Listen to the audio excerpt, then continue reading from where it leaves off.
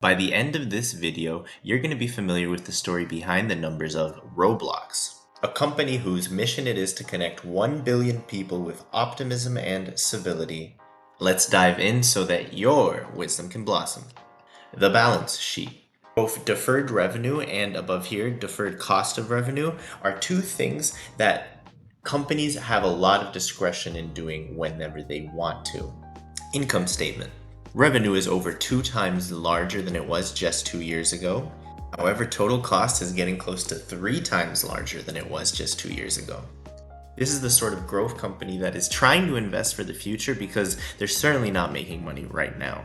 The statement of cash flows. Both deferred revenue and deferred cost of revenue, they're the big thing happening in this company. And so in conclusion for the opening move, we have to investigate both of these accounting decisions.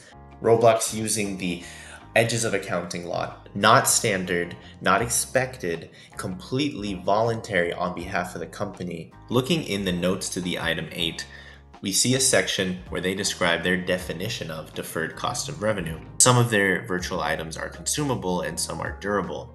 In effect, Roblox saying that it's very important whether a person on their platform is buying an item that will be consumed very, very quickly, or something is a permanent skin, something that they'll have forever. The most natural way for them to fit their understanding of the business to accounting principles is to use deferred cost of revenue, where they can say some of our deferred cost of revenue is going to be quote unquote short term, and some of it is going to be quote unquote long term. Continuing to search, we find a section just about revenue, giving more detail about the whole consumable versus durable virtual items. So the consumables representing only 1/10, and remember, these are the ones that are presumably going to be a recurring source of revenue. Since a durable virtual item, which is almost all of their revenue, is going to collect payment up front in order to receive the virtual item forever, Roblox saying that they want to save that revenue for future accounting periods. Fundamentally, what they sold will continue to be in use by their customers for many years to come.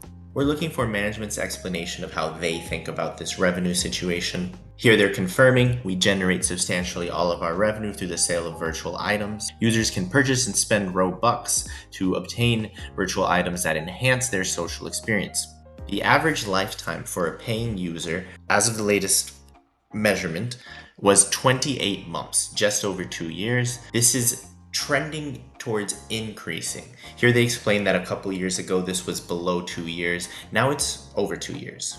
In the item 1, often prepared by the Investor Relations Department, there's an explanation that first, user-generated content built by the community of developers powers the platform.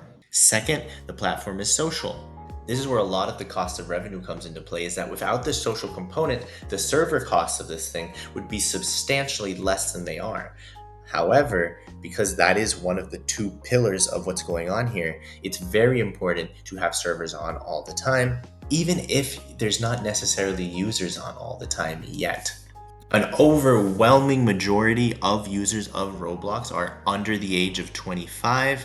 More than half are under the age of 16. There's not been a specific mention of this from the Investor Relations Department, but yes, if most of the content is generated by users and more than half of users are less than 16, logic dictates that most of what Roblox sells to users is created by people that are younger than 16 years old. 49.3 billion hours was spent in the latest year, an average of 2.4 hours per user per day. Hopefully it's clear how sensitive this user base is for a company like Roblox. They do spend resources measuring the health and success of the developer and creator community based on how much they're earning and the user engagement of their experiences. This bar chart represents the fees that have been getting pushed into the pockets of developers over the years. As you can see, it's not necessarily a straight line, but in general, as the platform gets bigger and more used, developers get more compensated. There is a tiered reward system, however, ensuring that the bulk of the bar chart that we just saw is going to the absolute top tier of developers. Remember that this infrastructure and trust and safety is all about making sure that the user base is as engaged and committed to either developing or experiencing experiences as possible. Cost of revenue is particularly high for this sort of business. Most of the revenue is coming from the people that are using the Roblox as much as possible. While the average number of hours spent per user was about 2.5 hours, the median is likely to be significantly below 2.5 hours, meaning that the top group of people using the platform were spending much more than 2.5 hours on Roblox per day, and then the bulk of people below that were dragging that average down by spending about an hour, maybe half an hour per day. You have this cost of revenue be so high in order to keep the servers running as much as possible for that top group that is spending many hours a day on the platform. Often the people that are doing that are also developing experiences and trying to get a piece of this developer exchange fees pie. And so a lot of reasons for bringing people together, Roblox playing a very helpful middleman that is allowing children to experience game development that frankly probably would not get this opportunity to have millions of people see their work otherwise. But it's not making money. And the reason is that Roblox is not just paying a full software development team through research and development and other things. They're balancing that with a particularly pernicious user base. You have to have servers running all the time for a couple of users, but not most. The reason most users aren't spending more time is that they probably have bedtimes. Guys, it's not more complicated than that. But this is a very serious billion-dollar corporation. Will Roblox be able to hold out to continue to keep substantial parts of the child population of multiple countries engaged until they maybe have more control of their own freedom? Will they keep their Roblox habits with them? Some companies like Disney, for example, are able to receive substantial nostalgia benefits, basically, once that child population matures and starts to actually have discretionary spending habits. The name of the game is surviving until then. Going back to the balance sheet, they have $3 billion in cash and equivalents. This represents more than half of total assets. I'm willing to say that this company is aware that the game they're playing is holding out until their most loyal users get jobs or, I don't know, basically can be monetized more effectively. Hey, if you're getting more comfortable uncovering the stories behind the numbers, please like and subscribe.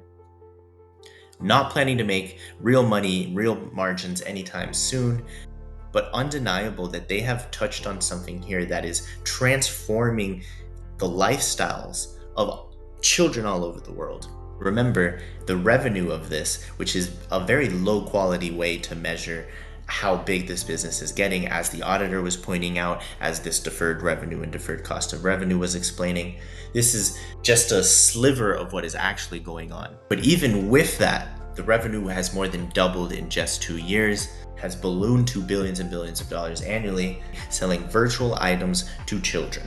Let it sink in what the income statement might look like if these customers actually had jobs, actually had control of their time, actually had the economics of a fully autonomous adult. We're not going to call in the Sage Seeds AI.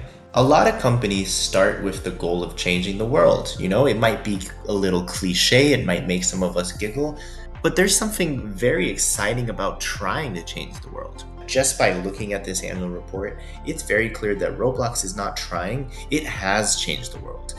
Doing all that while trying to charge money to 16 or younger, I mean, their demographics went down to younger than 9 years old. Under 9s was a legitimate large chunk of their pie chart. Transforming the world, being a software company, doing all of this on hard mode when it comes to economics and finance. Please like and subscribe. I'm now going to reveal the Sage Seeds AI ranking. Please pause and try to guess if this is going to rank high or low. This channel is all about developing an intuition through practice. It also helps tremendously to explain this to someone near you if you are able. RBLX is ranked 394 out of 464 in value for the 2022 season. This is putting it in the bottom 15%. I'm now going to interpret what the Sage Seeds AI is picking up on. This company has never once recorded positive income. It is consistently burning cash. How much cash? Decently reasonable amount, which is why it's not significantly lower in this ranking. If anything, it's a little bit impressive that a company that has just never made money isn't further down the list. With $3 billion in just cash, it's coming up as a very low financial risk to invest in this company, but it is going to be a waiting game. And like with any waiting game, it's a little bit uneasy at best, but just overall difficult to predict what will it actually look like when Roblox is able to start effectively monetizing its customer base. The period from 16 years old to being a good customer is a period of much transition and changes in a lot of people's lives. As much as I would love to say that someone that loved Roblox growing up is likely to reward the company once they're able to in their 20s or 30s, I don't actually know. It's not really something that's happened before. Really, the closest thing I can compare it to in my mind is something like Disney back in the 90s. Certainly it's worked out for Disney, as we've seen over the last decade. They're essentially able to print money through nostalgia. We might be looking at the creation of that for the next generation right in front of us. But to really keep our heads on the ground, what that looks like, and this is why it's helpful to have the AI, it looks like burning money. Not a lot of money, but burning money. Just hanging in to survive. Thanks for watching until the end. In the comments below, let me know what your reaction to this is. Is the AI being a little too harsh here for Roblox? Is anyone surprised that this company is actually ballooned into a juggernaut in the minds of children? When you're able, share your wisdom, share this video.